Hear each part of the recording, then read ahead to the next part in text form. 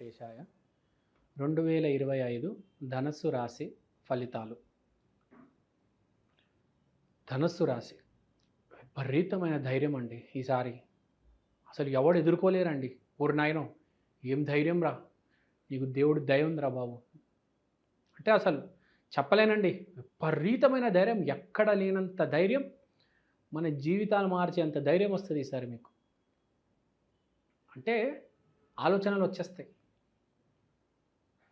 ఇది చేసేద్దాము అది చేసేద్దాము, పెద్ద పెద్ద ఐడియాలు, పెద్ద పెద్ద స్కెచ్లు వేసి రెడీ పెట్టేసుకుంటారు మీరు ఈసారి. అస్సలు భయం అనేది లేదు. భయం అనేది పక్కన పెట్టేసి ఇసిరేస్తారు. సార్ మీరు ఏదనుకుంటే చేయగలుగుతారు ఈ నెల, ఈ మాసం.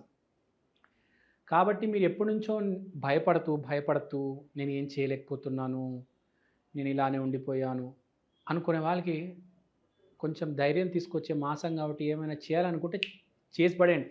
వస్తే వచ్చింది, పోతే పోయింది. పోతే 1,00,000 పోద్ది, వస్తే ₹1,00,00,000 వస్తాయి. అయితే ఏంటి, వస్తే ఏంటి, రాకపోతే ఏంటి, ఫేస్ చేద్దాం. సక్సెస్ అయినా ఒప్పుకుంటా, ఫెయిల్యూర్ అయినా ఒప్పుకుంటా. ఓటమైన విజయమైన చాలా కూల్గా తీసుకుంటారు ఈసారి ధనస్సు రాశి వాళ్ళు. సో ఇక్కడ పాయింట్ ఏంటి, ధనస్సు రాశి అంటే ఆధ్యాత్మికత, పాజిటివ్, దేవుడు, నమ్మకం. ఒక స్పిరిచువల్ పర్సన్ అండి ఒక ధనస్సు రాశి వ్యక్తి. అంటే ధనస్సు రాశిని వ్యక్తిని చూడంగానే ఆడు బొట్టు పట్టుకొని ప్లెయిన్ షర్ట్ వేసుకొని చాలా జాగ్రత్తగా, చాలా పద్ధతిగా, చాలా పాజిటివ్గా మాట్లాడతాడు. మంచి మనిషి ఎవరయ్యా అంటే నేను చెప్పేది ధనస్సు రాశి వాడు. ఎవరికి హాని చేయాలని చూడడు, అందరి మంచి కోరుకుంటాడు. వాడి ఫ్యామిలీని బాగా చూసుకోవాలనుకుంటాడు. వాడి అక్క, చెల్లి, తమ్ముడు, అన్నయ్య అందరినీ బాగా చూసుకుంటాడు. వాడికి మంచి మంచి అవకాశాలు కూడా వస్తాయి. వాడి జీవితంలో బాగా సాధిస్తాడు, ఉన్నత స్థితికి కూడా వెళ్తాడు. కష్టం కంటే అదృష్టం బాగా కలిసి వచ్చే రాశి ధనస్సు రాశి. ఇప్పుడు ఆలోచనల గురించి మాట్లాడదాం. ఎక్కడ లేని ఆలోచనలు వస్తాయండి. ప్రపంచమంతా ఇట్లా జరుగుతుంది, ప్రపంచమంతా ఇటు జరుగుతుంది, ఇదంతా దేవుడి వల్ల జరుగుతుంది, దేవుడే సృష్టిని మొత్తం కనిపెట్టాడు, నేను ఇవాళ ఇలా ఉన్నానంటే దేవుడే కారణము, నేను ఇలా ప్రవర్తించాను, ఇన్ని తప్పులు చేశాను కాబట్టి ఇంత అనుభవిస్తున్నాను, ఇది మంచి పనులు చేసి ఈ మంచి పనులు చేశాను, ఇక్కడ అన్నదానాలు చేశాను కాబట్టి ఇవాళ ఈ మంచి స్థితిలో ఉన్నాను. ఇలాంటి ఆలోచనలు వస్తాయండి. అసలు భయం లేదు, దేవుడి మీద విపరీతమైన నమ్మకం. దేవుడికి రుణపడి ఉంటాడు, దేవుడు పాదాల దగ్గరే ఉంటాడు విపరీతంగా. దేవుడు ఆ వైభవం అసలు he will show his gratitude towards God. He will take his 2 hands and bow before God for giving such a great life. అంటే దైవ ఆరాధన అనేది చాలా ఎక్కువ ఉంటుంది ఈ మాసం. తర్వాత ఇంకోటి, వీళ్ళకొక ఆర్థిక పరంగా మాట్లాడితే సేవింగ్స్ పట్ల వీళ్ళకొక ఎస్టాబ్లిష్మెంట్ జరుగుతుంది. అంటే నేను ఇంత సంపాదించేస్తున్నాను, కొంచెం మిగుల్చుకోవాలి, ఒక సేవింగ్స్ అకౌంట్ ఓపెన్ చేసి ఒక FD పెట్టేద్దాము, ప్రతి నెల ఇంట్రెస్ట్ వస్తుంది. అనవసరమైన ఖర్చులు ఏమైనా వస్తే మన పరిస్థితి ఏంటి, హాస్పిటల్ బిల్లు కట్టాలి కదా, ఏదైనా సినిమా చూడాలంటే డబ్బులు కావాలి. అంటే ప్రతిదానికి లెక్కలేసి ఒక 4-5 హుండీలు రెడీ చేసుకున్నట్టు ఒక 4-5 ఫిక్స్డ్ డిపాజిట్లు, లేకపోతే ఇంట్లోనే జాగ్రత్తగా దాచిపెట్టుకోవడం. ఏ రోజు ఏ కష్టం వస్తుందో తెలీదు. అన్ని ట్రిప్స్కి కెమెరా కొనాలి, ల్యాప్టాప్లు కొనాలి, ప్రతిదానికి డబ్బులు రెడీ చేసి జాగ్రత్త ఆ ప్లానింగ్ అదంతా చేసుకుంటాడనమాట. అంటే ఈ సంవత్సరానికి కావాల్సిన ప్లానింగ్ అంతా ఈ మాసంలో చేస్తాడు. ఈ సంవత్సరం అంతా ఈ ప్లానింగ్లోనే ఉంటాడు వీడు. అంటే చైతన్యం అనేది వీడికి సేవింగ్స్ పట్ల ఉంటుంది, ఫ్యామిలీ పట్ల ఉంటుంది. ఎందుకంటే వీడికి అర్థమైంది ఒకటి, దమ్ము ధైర్యం వచ్చేసింది, దేవుడు సాయం చేస్తున్నాడు, డబ్బు వచ్చేస్తుంది. ఈ డబ్బుని ఎలా కాపాడాలి, ఈ డబ్బుని ఎలా ఇన్వెస్ట్ చేయాలి, మన వ్యాపారాన్ని ఎలా ఆటోమేటిక్ పైకి తీసుకొచ్చేస్తాడు. దేవుడు సాయం ఉంది కదా, వ్యాపారాన్ని పైకి తీసుకొచ్చేస్తాడు, జాబ్లో ప్రమోషన్లు కొట్టేస్తాడు, అన్నీ కలిసి వచ్చేస్తాయి వీడికి.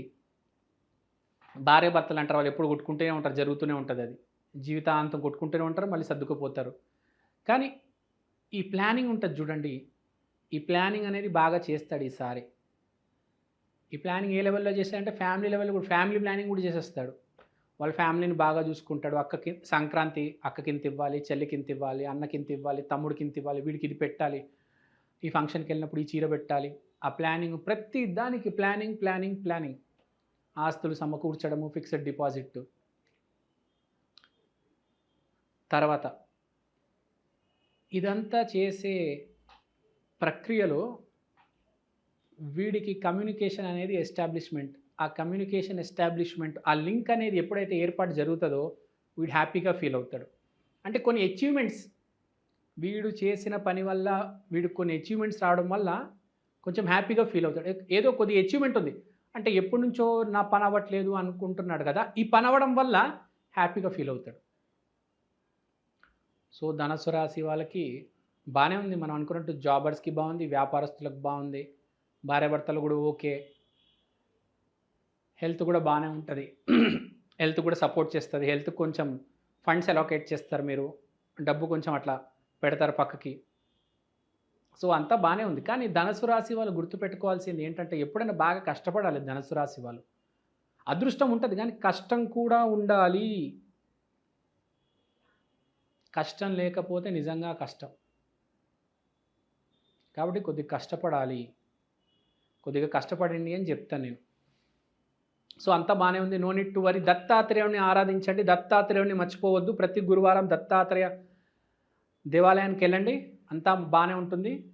థ్యాంక్ యూ అండి. Thank you so much. ధన్యవాదాలు. శ్రీమాత్రే నమః. ఓం నమః శివాయ. ఓం నమో వెంకటేశాయ. 2025 నూతన సంవత్సర శుభాకాంక్షలు. ఇప్పుడు ఈ సంవత్సరం మనం మాట్లాడుకోవాల్సింది మన దేశం గురించి, మన రాష్ట్రం గురించి, మన గురించి. ఇక్కడ చెప్పదగ్గ పాయింట్, ప్రతి మనిషి ఈ కొత్త సంవత్సరంలో ఒక కొత్త అడుగు వేయబోతున్నాడు. కాబట్టి ఎవరికి ఎలా ఉంటుంది అని ప్రతి మనిషికి సందేహమే. నాకు బాగుంటుందా, మా పాపకు బాగుంటుందా, మా బాబుకు బాగుంటుందా? సరే, ఇప్పుడు మనము ఒక చిన్న విషయం గమనిస్తాం. ప్రతి మనిషికి జీవితంలో ఎప్పుడు ఒకేలా ఉంటుంది, కానీ ప్రతి మనిషికి ఎదగాలని ఉంటుంది. ఒక మెట్టు ఎదగాలి. నాకు ఇవాళ బైక్ ఉంది, రేపు కారు ఉంటే బాగుంటుందే. నాకు కారు ఉంది, రేపు ఒక 4 కార్లు 5 కార్లు ఉంటే బాగుంటుంది. నాకు కారు, మా అబ్బాయికి కారు. ప్రతి మనిషికి ఆర్థికంగా ఎదగాలని ఉంటుంది. కానీ తెలుసుకోవాల్సిన విషయం ఏంటంటే, మనం ఆర్థికంగా ఎదగాలంటే ముందు మానసికంగా ఎదగాలి. మన బిహేవియర్లో మార్పు వస్తే అప్పుడు ఆర్థికంగా కూడా మార్పు వస్తుంది. ఇప్పుడు దేశం గురించి ఆలోచిస్తే పగలు రాత్రి ఒక మనిషి నరేంద్ర మోడీ అయిపోయాడు. మంచిగా ఆలోచించాడు. మీరు కూడా ఒక విషయం గురించి ఆలోచించండి, మంచిగా ఆలోచించండి, పగలు రాత్రి ఆలోచించండి. మిమ్మల్ని ఎవరూ ఆపలేరు.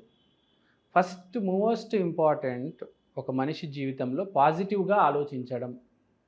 మీరు నెగిటివ్గా ఆలోచించారా, మీ జీవితం అతలాకుతలం అయిపోతుంది. ఆర్థికంగా క్షీణించిపోతారు. ఇంట్లో గొడవలు, బయట గొడవలు. నెగిటివ్గా ఆలోచించవద్దు, నెగిటివ్గా మాట్లాడవద్దు. ఫస్ట్ స్టెప్ అది. నెగిటివ్ని దూరం చేయాలి. ఎవరి గురించి అని నెగిటివ్గా మాట్లాడొద్దు, నెగిటివ్గా ఆలోచించవద్దు. పాజిటివ్గానే ఆలోచించాలి. ఎవరైనా కావచ్చు, నరేంద్ర మోడీ కావచ్చు, రేవంత్ రెడ్డి కావచ్చు, చంద్రబాబు కావచ్చు, షారుఖ్ ఖాన్ కావచ్చు, చిరంజీవి కావచ్చు. ఎంతో కొద్దిగా పాజిటివ్గా ఆలోచిస్తేనే వాళ్ళు ముందుకు దూసుకొచ్చారు. ముందు ఆలోచన సరిగ్గుంటే మన పని కూడా సరిగ్గా జరుగుతుంది. అప్పుడు డబ్బులు లావాదేవీలు కూడా బాగా జరుగుతాయి. చేతిలో డబ్బు నుంచుంటుంది, లక్ష్మి మన దగ్గర ఉంటుంది, మనతో పాటు ఉంటుంది, లక్ష్మి మన పక్కన ఉంటుంది. సో ప్రతి మనిషికి నేను ఇది చెప్తూ ఉంటాను, కానీ ఎవరు సీరియస్గా తీసుకోరు. కానీ ఈ సంవత్సరం 2025 కొంతమంది అయినా నేను చెప్పింది సీరియస్గా తీసుకొని వాళ్ళ జీవితం మార్చుకుంటారు. ఒకసారి కాదు 100 సార్లు చెప్తూ ఉంటాం మారండి, మారండి, మారండి. మీరు చూడండి పిల్లల్ని మనం ఎన్నిసార్లు చెప్పినా అరే ఇది చెయ్యకరా అంటే వాడు అదే చేస్తాడు. మనిషి కూడా అంతే. అరే ఇది చెయ్యకురా, వద్దురా, మంచిది కాదురా, ఇలా మాట్లాడకురా, అటువైపు పోకురా, రాత్రి 9 ఇంటికొచ్చేయి, బయట చెడు తిరుగులు తిరగమాకు అని చెప్పినా ఆడు వినడు.